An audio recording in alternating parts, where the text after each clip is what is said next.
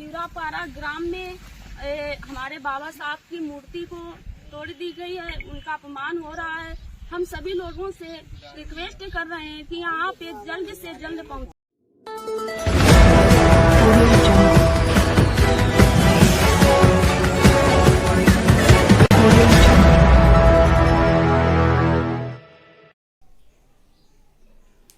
Hello दोस्तों, जय भीम। मैं सत्यपाल, आप देख रहे हैं द मूक नायक में आपका स्वागत है। दोस्तों, अक्सर लोग देश में आसमान पे थूकने का प्रयास करते हैं और वह थूक उन्हीं के मुंह पर गिरता है। दोस्तों, जैसे कि जो सूर्य बाबा साहब अंबेडकर, जिन्हें बराक ओबामा जब इंडिया में आए थे तब उन्होंने कहा था अगर डॉक्टर बाबा साहब अंबेडकर जी हमारे देश में अगर पैदा होते तो हम उसे सूर्य कह के बुलाते। लेकिन जो आज ताजी खबर यह है कि डॉक्टर बाबा साहब अंबेडकर जी का फिर से अपमान करने की कोशिश की, यानी आसमान के पे थूकने की कोशिश की, वो थूक उन्हीं के ऊपर गिरा है। दोस्तों, कहां हुआ है, कैसे हुआ है, यह बताने से पहले आप इस चैनल पर अगर नए हो तो इस चैनल को सब्सक्राइब करना और बेल आइकन की घंटी दबाना ना भूले दोस्तों, क्योंकि इस चैनल की वीडियो आपके पास सबसे पहले आते रहे। दोस्तों, चलिए आगे बढ़ेंगे। डॉक्टर बाबा साहब अंबेडकर जी के स्टैच्यू को तोड़ा गया, पूरा तहस नहस किया गया। दोस्तों, यह घटना हुई है यूपी कानपुर जिले के सजेती थाना क्षेत्र के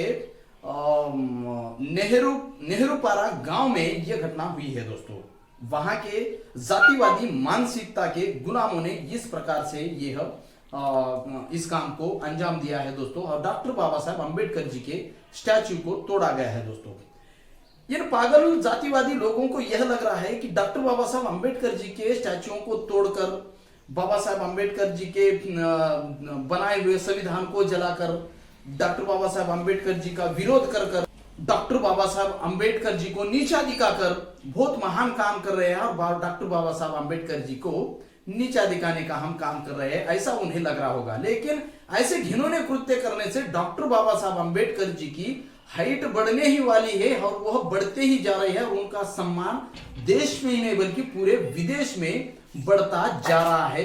यह इन जातिवादी मानसिकता के लोगों को समझना बेहद जरूरी है। दोस्तों, आज के दौर में आपने देखा है डॉक्टर बाबा साहब अंबेडकर जी के स्टैच्यू को अपमानित करते हुए लोग आ रहे हैं।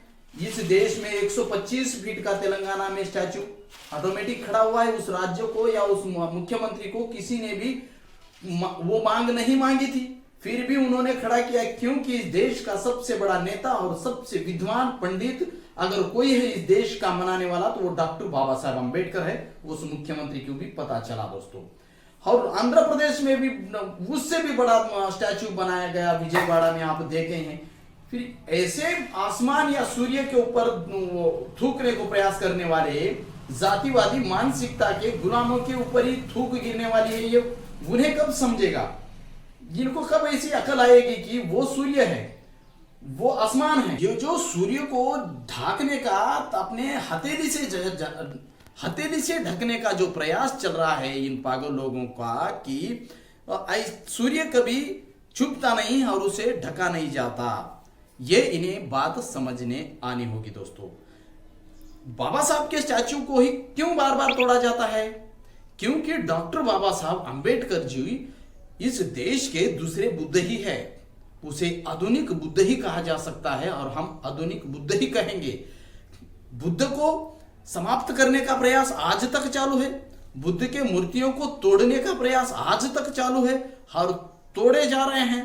आप देख ही रहे हैं कि इस देश में जहां कहीं भी खुदाई हो रही हो, इस देश में जहां कहीं भी पुरातन मंदिर हो, उस पुरातन मंदिर में आज के देवी देवताएं वह बुद्ध की मूर्ति ही हैं और वो बुद्ध के ही मंदिर यानी टेम्पल्स पुराने हैं। दोस्तों, उसे परिवर्तित किया गया है। तो उसी को लेकर चलते बाबा साहब ने भी जो बुद्ध ने काम किया है, वारसा को बाबा साहब ने आगे बढ़ाते हुए बाबा साहब आगे 22 कदम आगे चले हैं। दोस्तों, और जो 22 प्रतिज्ञाएं बाबा साहब ने दी हैं, ये 22 प्रतिज्ञा और ये बाबा साहब का जो धर्मांतर का जो काम है, यह जातिवादी मानसिकता के लोगों में चुपता हुआ आ रहा है और इसीलिए बाबा साहब का नफरत करते हैं। दोस्तों, बाबा साहब ने सारे धर्मों को ठुकराया, सारे धर्म ग्रंथों को पढ़कर सारे धर्म ग्रंथों को समझा और बुद्धिज्म को क्यों अपनाया? क्योंकि बुद्धिज्म ही एक ऐसा धर्म है जो सभी मानव जाति को ही नहीं बल्कि इस पृथ्वी पर सभी प्राणी को समानता का भाव देता है और समानता के एक छत्र छाया में बुद्धिज्म रखता है। दोस्तों, यह क्रांति इस देश में खड़ी हुई है, इसीलिए बाबा साहब क्या नफरत किया जाता है। दोस्तों, बाबा साहब ने इस देश को जिस प्रकार से संविधान दिया है, ये बाबा साहब की स्टैच्यू तोड़ने वालों को भी इस संविधान में सुरक्षा है। अगर वैसा होता तो बाबा साहब ऐसे पागल लोगों को कठोर से कठोर सजा लिख कर जाते, लेकिन एक मां के जैसा प्यार करने वाला इंसान कभी भी किसी को भेदभाव नहीं करता। ये इन जातिवादी मानसिकता के लोगों को समझना होगा। इस देश में बाबा साहब को नफरत करने वाले लोगों के माता बहनों को भी कैसे सुरक्षा बाबा साहब ने दी? उनके लिए हक अधिकार के लिए अपने मंत्री पद का तक राजीनामा दिया। ऐसा आज तक किसी मंत्री ने किया है?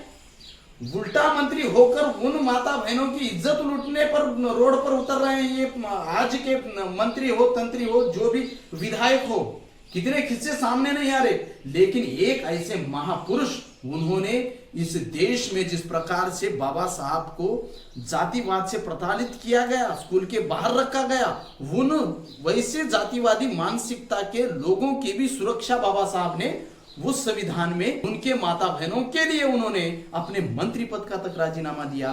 फिर भी आज तक ये जातिवादी मानसिकता लोगों को बाबा साहब नहीं समझ पाए। ये लोग समझे तो भी जानबूझकर उनका विरोध करते हैं। दोस्तों, डॉक्टर बाबा साहेब अंबेडकर जी की किस प्रकार से इस देश में अवहेलना की जा रही है, ये जानबूझकर की जा रही है।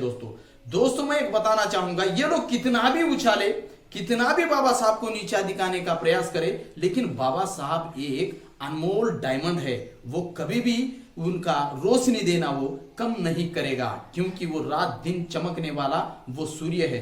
सूर्य तो दिन में दिखता है, रात में डूबता है सुबह निकल कर, लेकिन बाबा साहब जैसे इंसान हमेशा प्रकाशित होने वाले, वो स्वयं प्रकाशित, स्वयं दीप, वो दूसरे बुद्ध ही इस देश को मिले हैं। दोस्तों, तो ये देश के लोगों को समझना होगा कि मैं एक आपको इंसिडेंट बताता हूं। डॉक्टर बाबा साहब अंबेडकर जी जब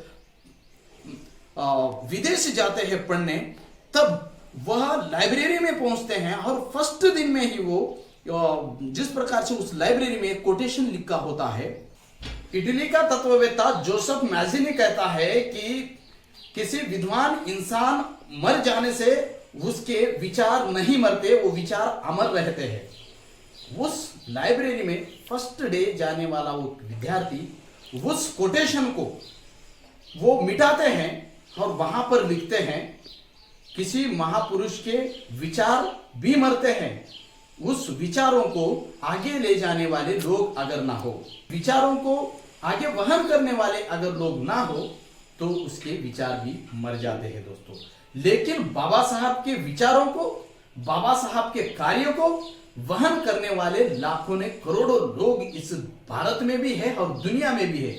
तो ऐसे पाखंडी और ऐसे धूर्त लोगों ने बाबा साहब को नीचा दिखाने से और बाबा साहब को मिटाने की कोशिश करने से और उनके बने हुए स्टैच्यू को तोड़ने से बाबा साहब के विचार मरने वाले नहीं है, ना बाबा साहब के स्टैच्यू कहीं पे कम दिखने वाले नहीं है। ये तो ज्यादा ही होगा। आप तोड़ो बाबा साहब के स्टैच्यू, आप कितना भी तोड़ो, क्योंकि उससे ज्यादा बड़े और अच्छे स्टैचू उस जगह लगेंगे और इससे भी ज्यादा गली गली में बाबा साहब के स्टैचू लग चुके हैं और आगे भी लगेंगे, क्योंकि बाबा साहब ने इस देश के हर इंसान के ऊपर उनका कर्ज छोड़ के चले गए हैं और पैदा होने वाले बच्चे के ऊपर भी बाबा साहब का जो उपकार है वह ये देश के लोग बाबा साहब को मानने वाले कभी भूलेंगे नहीं और ऐसे पाखंडी लोगों को सबक सिखाए बगैर रहेंगे भी नहीं। दोस्तों, जुड़े रहिए द मूक नायक में। इस सत्य के सफर में द मूक नायक आपकी आवाज बनेगा।